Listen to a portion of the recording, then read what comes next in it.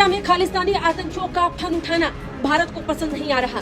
खालिस्तानी विचारधारा को जिस तरीके से कनाडा सरकार अपने देश में जगह दे रही है, उससे भारत भयंकर गुस्से में है। एक बार के लिए खालिस्तानी विचारधारा को भारत नजरअंदाज भी कर दे, क्योंकि वो कनाडा सीमा के भीतर है। लेकिन भारत इस बात को कभी स्वीकार नहीं कर सकता कि किस तरीके से भारत के खिलाफ पूरा का पूरा प्रोपेगेंडा कनाडा की धरती पर खालिस्तान के जरिए से चलाया जा रहा है।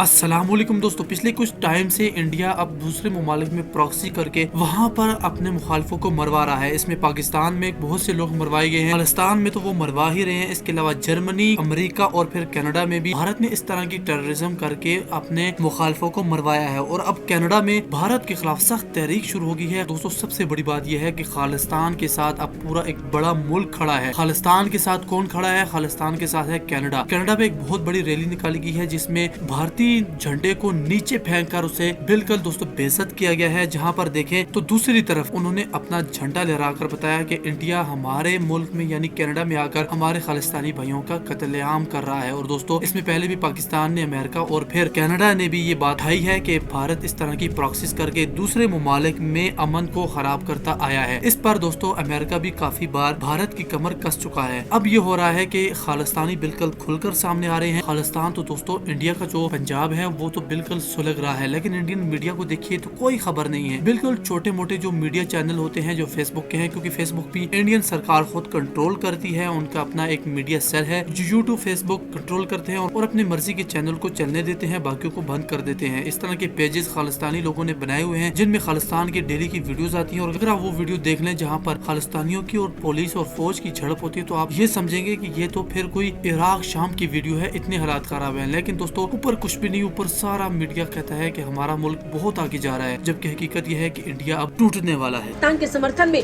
कनाडा की धरती पर फिर एक बार रैली निकली, लेकिन इस बार जो हुआ उसने सभी सीमाओं को लांघ दिया है। इस रैली में न सिर्फ भारत विरोधी नारेबाजी की गई, बल्कि तिरंगे का भी अपमान हुआ। भारत के प्रधानमंत्री नरेंद्र मोदी के लिए भी विवादित बयानबाजी की गई, जमकर नारेबाजी हुई। ओटावा में भारतीय उच्चायोग के सामने रैली निकालकर खालिस्तानी विचारधारा का खुला प्रचार हुआ और कनाडाई पुलिस इसे चुपचाप खड़ी देखती रही। रैली में भारत सरकार पर कई आरोप लगे। कनाडा में भारतीय उच्चायुक्त संजय वर्मा पर मुकदमा चलाने की मांग हुई। ओटावा में ये रैली तो हुई, लेकिन इसे लेकर कनाडा सरकार भी चुप रही और पुलिस भी। खुलेआम भारत के प्रधानमंत्री का अपमान, उससे भी ज्यादा दूसरे देश के सम्मान को ठेस पहुंचाना, उसके तिरंगे को अपमानित करना, ये कनाडा की सरकार के मूल्य को सवालों के घेरे में खड़ा करता है। कनाडा के प्रधानमंत्री जस्टिन ट्रूडो को जवाब देना चाहिए कि खालिस्तानी आतंकियों की मदद के लिए खड़े होने वाले जस्टिन ट्रूडो भारत के अपमान पर चुप क्यों है। बता दें, कनाडा के प्रधानमंत्री जस्टिन ट्रूडो ने बीते एक साल में लगातार खालिस्तानी आतंकी हरदीप सिंह निज्जर की हत्या का मामला उठाया। उन्होंने साफ तौर पर इस हत्या में भारत को कटघरे में खड़ा किया।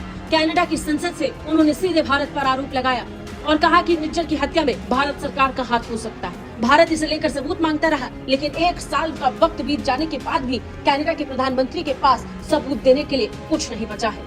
वो इसी तरह कनाडा की धरती पर खालिस्तानी विचारधारा और भारत विरोधी प्रोपेगेंडा को बढ़ावा दे रहे हैं और वो इसी तरह कनाडा की धरती से भारतीय तिरंगे का अपमान होने दे रहे हैं। और तो और वहाँ मौजूद भारतीय नागरिकों की सुरक्षा को भी खतरा अब पैदा हो गया है, लेकिन इसके खिलाफ भी कनाडा की सरकार कुछ कर पाने में असमर्थ है। वो चुप बैठे हैं।